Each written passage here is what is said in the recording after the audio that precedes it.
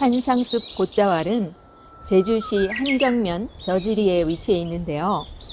원시적인 신비감을 느낄 수 있는 정글숲 곶자왈이 관광지 한상숲으로 개발되어 운영되고 있어요. 한상숲에서는 오전 9시부터 오후 5시까지 매시 정각의 숲 해설가를 통해서 숲 이야기를 들을 수 있어요. 학생들을 위한 창의 인성교육, 진로 직업 프로그램 등 다양한 프로그램도 운영되고 있대요. 여름철에는 청정 지역에만 산대는 반딧불이의 최대 서식지이기도 하대요.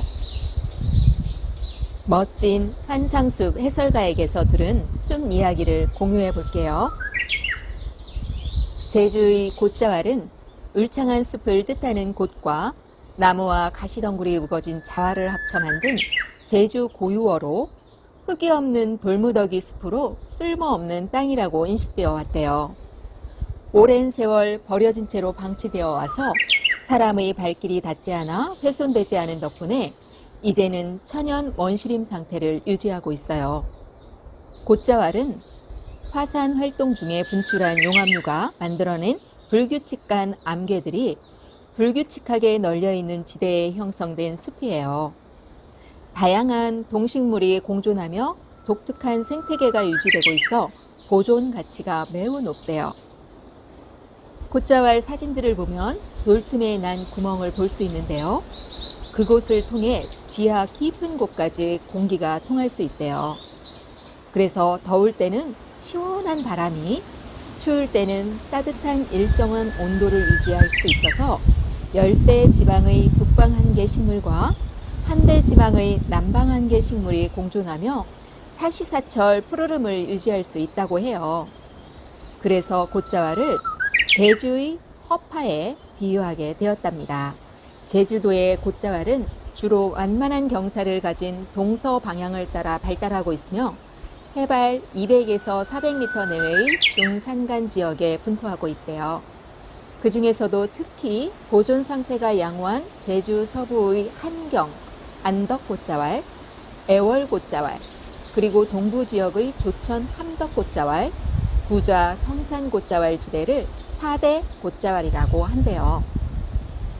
한상숲은 마치 정글 속에 들어가는 것처럼 착각을 할 만큼 자연의 보존 상태가 매우 좋아요.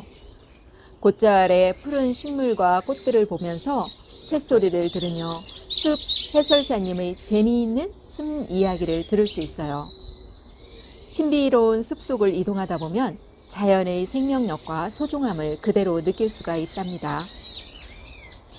한상숲 곶자왈에서는 다양한 동식물이 살고 있어요.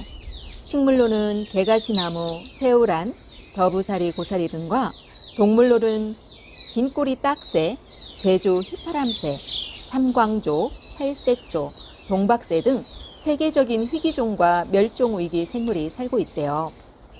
고사리 종류가 360종이라던데 한상숲 곶자왈에서는 무려 현재 110종의 다양한 고사리가 자라고 있다고 해요. 대한민국에서 서식하는 양치식물 생물 다양성 종류 중에 80%가 제주도 곶자왈에 있다고 해요. 또한 사람의 발길이 닿지 않은 채 자연 그대로의 모습을 오래 간직한 끝에 제주산 양치식물을 비롯해 다양한 식물이 서식하고 삼광조, 팔색조 등 멸종 위기에 처한 새와 동물들의 보금자리가 되었어요. 곶자왈은 흙이 없이 현무암으로만 이루어진 땅이래요. 그래서 걷는 길에 밑쪽이 비어 있어서 위에서 뛰면 울리는 느낌이 나기도 해요. 바닥이 단단하고 깊지 못하기에 큰 나무가 쓰러지지 않으려면 뿌리를 길게 뻗으면서 힘을 주게 되는데요. 그렇게 해서 밖으로 돌출된 근육질 뿌리를 만들게 되고 돌처럼 단단하게 위로 자라는데 이런 것을 상판목이라고 부른대요.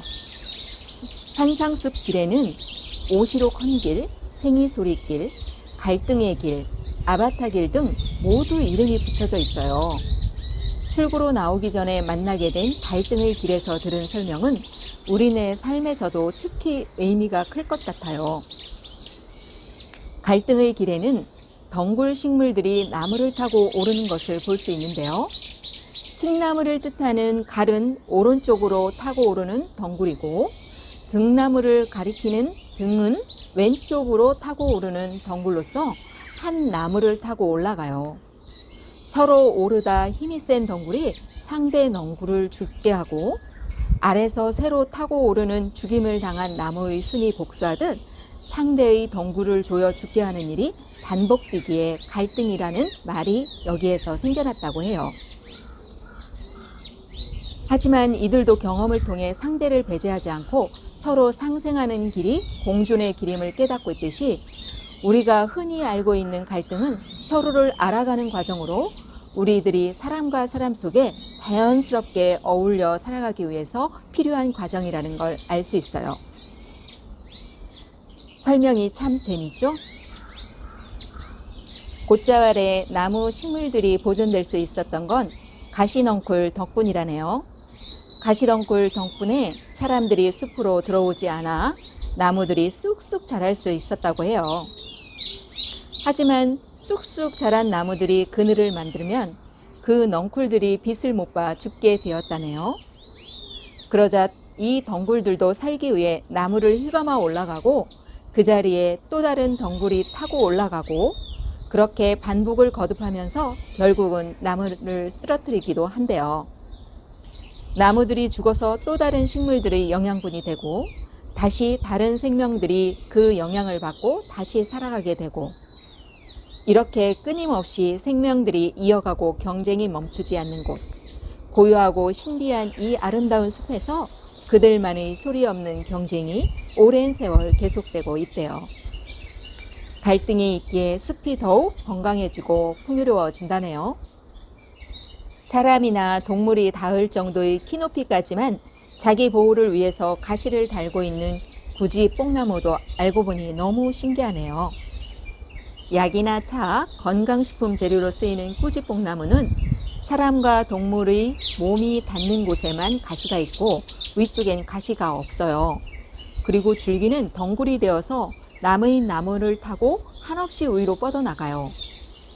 이곳의 모든 식물들이 생존을 위해 뿌리와 가지를 사방으로 뻗은 바람에 정글이 되고, 그만큼 볕이 들 공간이 적기에 위로 또 위로 태양을 찾아 올라가는 것을 볼 수 있어요. 곧자 아래는 납작한 콩처럼 생긴 콩짜개라는 식물이 많이 자라고 있어요. 그늘진 나무 표면, 바위에 붙은 이끼 위, 약간 습한 곳에서 많이 볼 수 있는데요.